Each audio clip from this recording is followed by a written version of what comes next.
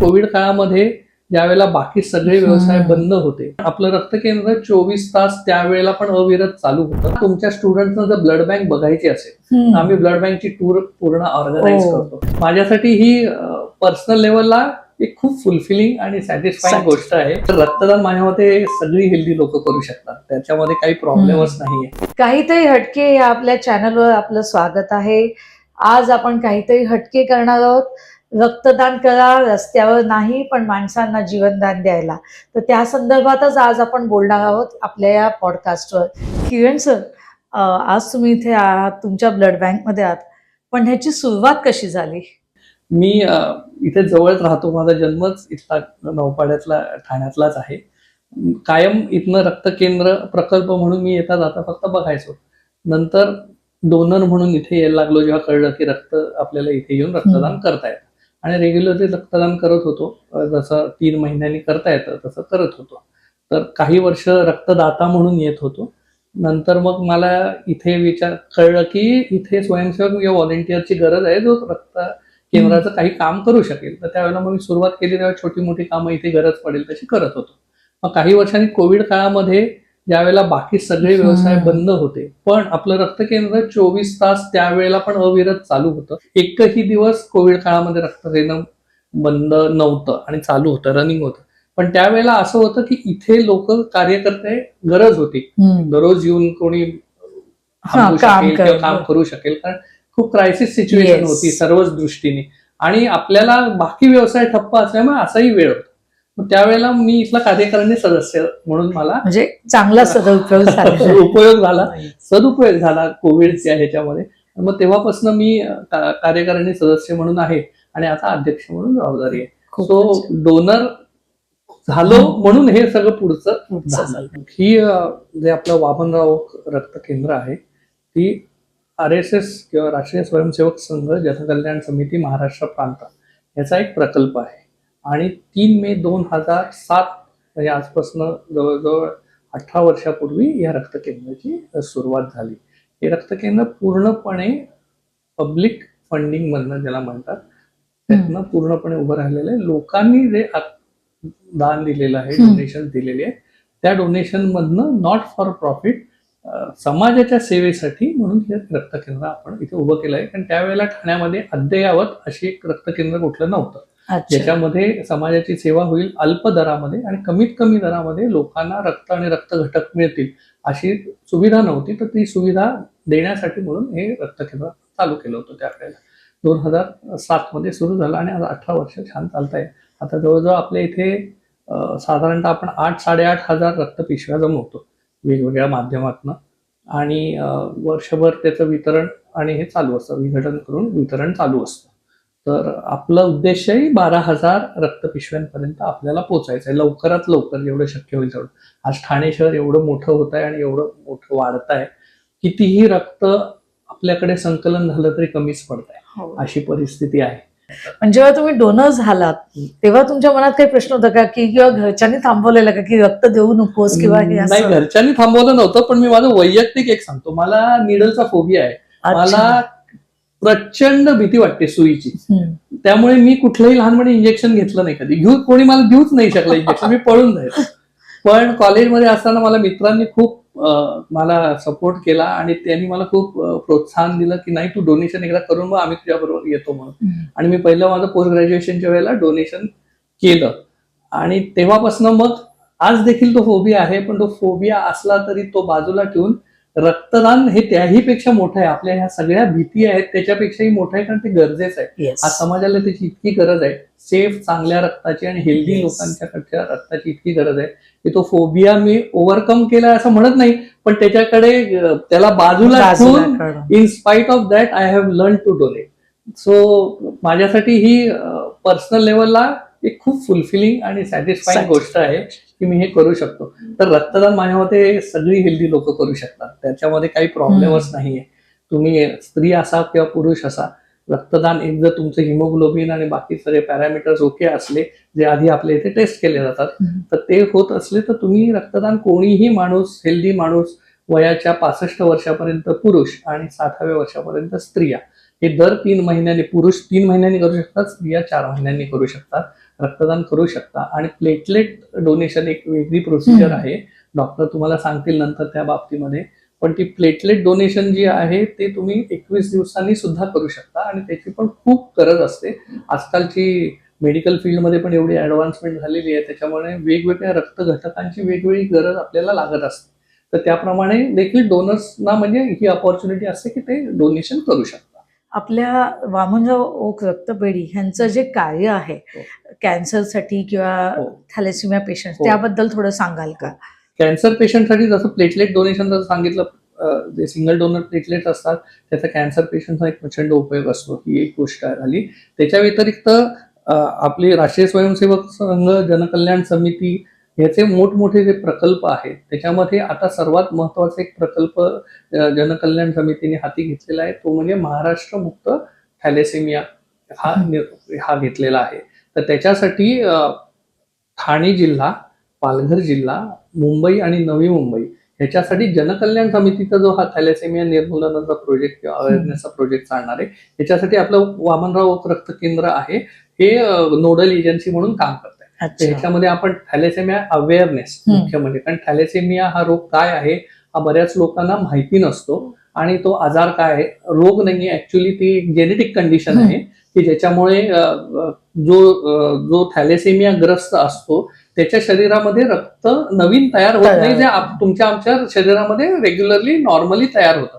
त्यामुळे जो thalassemia patient असतो त्याला आयुष्यभर रक्ताची गरज, बाहेरनं रक्त त्याला द्यायला लागतं आणि दर जवळजवळ 25 दिवसांनी वगैरे साधारण त्याला रक्त घ्यायला लागतं.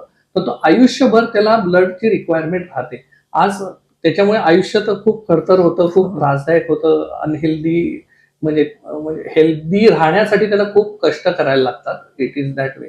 सो जर थॅलेसेमिया बद्दल अवेअरनेस क्रिएट झाला तर ती थॅलेसेमिया मेजर म्हणजे ज्याच्या थॅलेसेमिया ग्रस्त जी मुलं आहेत त्यांचा जन्म प्रिव्हेंट करू शकतो आपण इन द वे.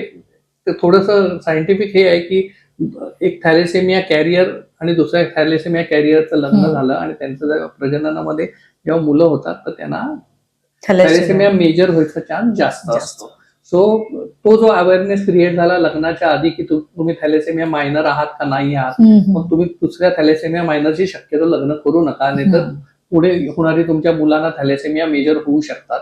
तर हे आपण आधीच जर अवॉइड करू शकलो आणि हा अवेअरनेस आपण कॉलेज, शाळा इथपासून जर सुरू केला समाजामध्ये तर थॅलेसेमिया पुढे जाऊन निर्मूलन त्याचं होऊ शकतं आणि आपण तो रिस्ट्रिक्ट करू शकतो. आणि जे मी वाचलं खाली बोर्डवर की कॅन्सर किंवा पेशंट्सना तुम्ही फ्री मध्ये रक्ताच्या बाटल्या देता किंवा ब्लड देता, तर ह्याबद्दल थोडं सांगा. हे काय? आता मगाशी मी तुम्हाला जसं सांगितलं की आपलं रक्त केंद्र आहे हे कुठलेही नॉट फॉर प्रॉफिट आहे, तर समाजाच्या पैशातनं उभं केलेलं, समाजासाठी केलेलं आहे.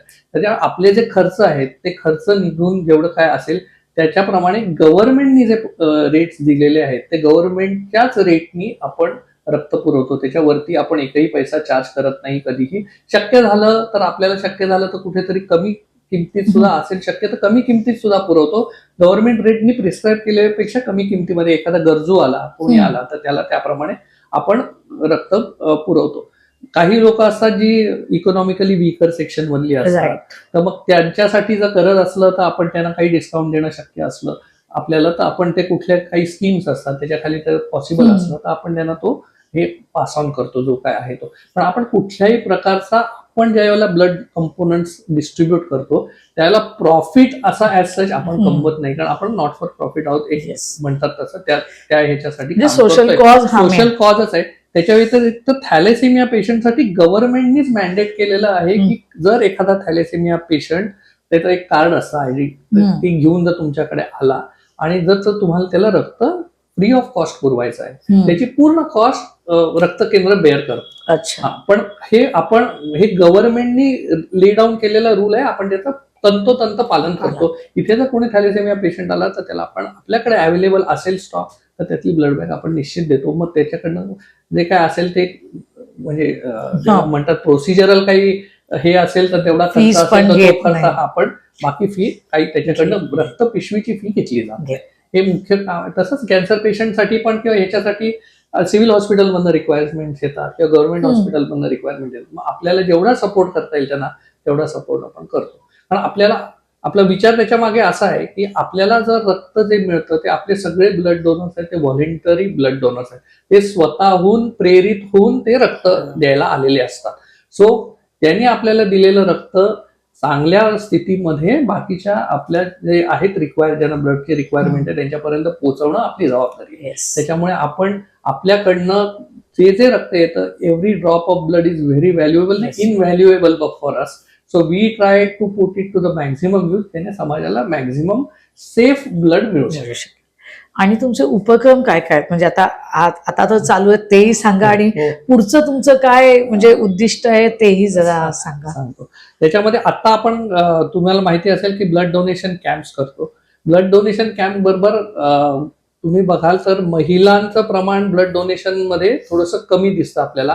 ते कमी दिसतं ह्याच्यासाठी दिसतं की महिलांचं कधी कधी त्या पॅरामीटर्स मध्ये फुलफिल होत नाही. आमचा असा अनुभव आहे की जितके पुरुष डोनर्स येतात तितक्याच महिला किंवा कधी कधी त्याच्याही पेक्षा जास्ती महिलांना ऍक्च्युली ब्लड डोनेशन करायचं असतं. पण केवळ त्या पॅरामीटर्स मध्ये बसत नाहीत म्हणून त्यांना नाईलाजाने नाही सांगावं लागतं.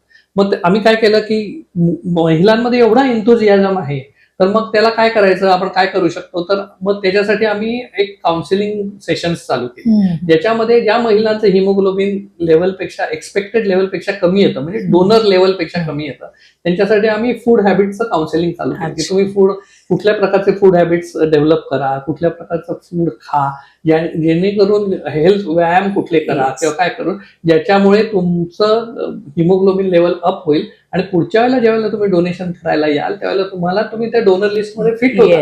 मग तुम्ही त्याप्रमाणे ते डोनेशन करू शकता. आणि महिला खूप पालन करतात. माझ्या ओळखीच्या एक जण आहेत त्यांना सातत्याने त्या 3-4 महिने येत होत्या, दरवेळेला हिमोग्लोबिन होत नव्हतं पण त्यांनी पण सोडली नाही चिकाटी. त्यांनी कंटिन्यू केलं, काउन्सिलिंग घेतलं, फूड हॅबिट्स चेंज केले, फूड एक्स्ट्रा काय गरजेचं असेल न्यूट्रिशनल ते खाल्लं आणि 4 ते 5 महिन्यानंतर ते हिमोग्लोबिन नॉर्मलला आलं आणि ते ब्लड डोनेट केलं आणि त्या इतक्या आनंदी झाल्या त्या त्यांनी नंतर फोन करून मला सांगितलं की आज मी पास झाले. सो बायका म्हणजे स्त्रियांसाठी तर फार म्हणजे गरजेचं आहे. म्हणजे त्यांचा एन्थुझियाझम जो आहे ना इतक्या त्या येतात की त्याला काहीतरी कॉन्ट्रीब्युट करायचं असतं, ब्लड डोनेशन थ्रू पण कॉन्ट्रीब्युट करायचं असतं. सो हा एक उपक्रम आम्ही महिलांसाठी मुद्दामून राबवतो. त्याच्यामध्ये आम्ही त्यांना न्यूट्रिशनची माहिती देतो, त्याचे काउन्सिलिंग सेशन्स घेतो. तसंच हॉस्पिटल्स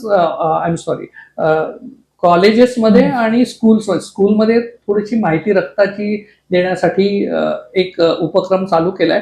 कारण माझ्या मते 7वी का 8वीला आय एम नॉट शुअर आता एक ब्लडच्या रिलेशनमध्ये धडा आहे शाळेमध्ये. सो आता आम्ही ह्याच्यानंतर ते जेव्हा आम्हाला कळलं की हा ऍक्च्युली करिक्युलम मध्ये त्यांना ब्लड आणि ब्लड कंपोनंट्स वगैरे अशी थोडीशी माहिती त्यांना मिळते शाळेमध्ये, तर आम्ही तेव्हापासून शाळांना असं सांगितलेलं आहे की तुम्हाला तुमच्या स्टुडंट्सना जर ब्लड बँक बघायची असेल आम्ही ब्लड बँकची टूर पूर्ण ऑर्गनाईज करतो. इनफॅक्ट हे मी सगळ्यांना सांगू इच्छितो की ज्यांना कुणाला ब्लड बँक बघायची असेल किंवा इथे काय काम चालतं हे बघायचं असेल तुम्ही कोणीही, आपण सुद्धा एक आज फेरी मारूया, पूर्ण ब्लड बँक तुम्हाला दाखवतो आणि तुम्ही ब्लड बँक कशी चालते हे तुम्हाला कळेल.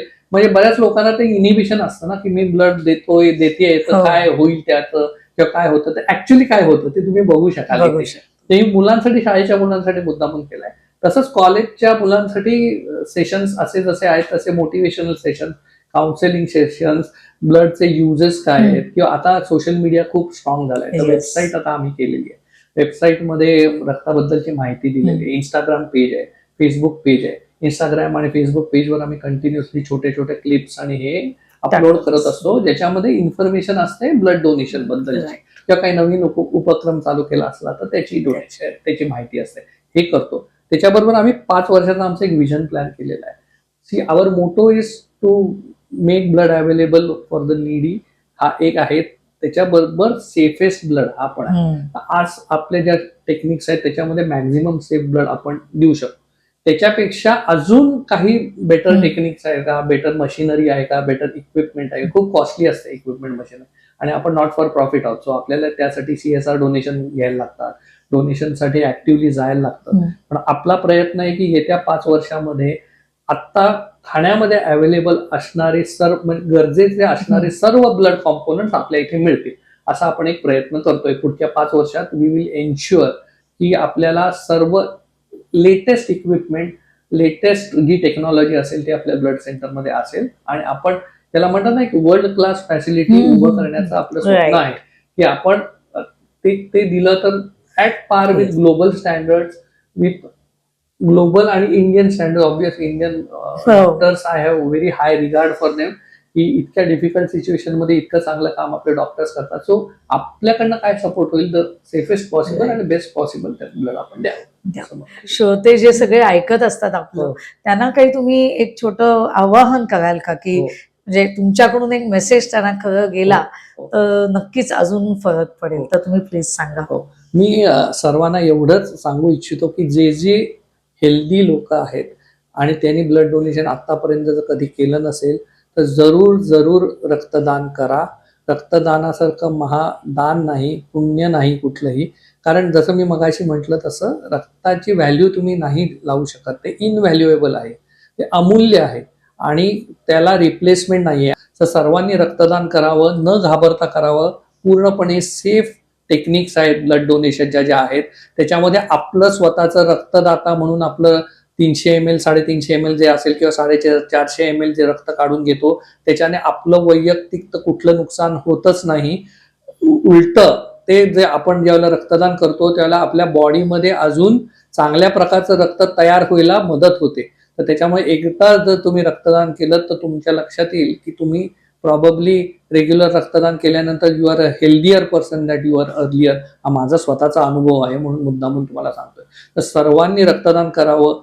पुरुषांनी वयाच्या 65व्या वर्षापर्यंत, स्त्रियांनी 60व्या वर्षापर्यंत जरूर करावं. आणि आज आपल्याला इतकं चांगलं आयुष्य मिळालं आहे, त्याचं आपल्याला जर आपल्या आयुष्याची मदत जर कोणाला होत असेल तर एका रक्तदानाच्या एका 350 ml किंवा 450 ml ब्लडनी जर होत असेल आपण निश्चितच ते करू शकतो. त्याला अमूल्य आहे रक्तदान ही सेवा. जर तुम्ही कॉर्पोरेटमध्ये काम करत असाल तर मी कॉर्पोरेट्सना माझी खास विनंती आहे, आपल्या इथे वर्कफोर्स खूप चांगला असतो.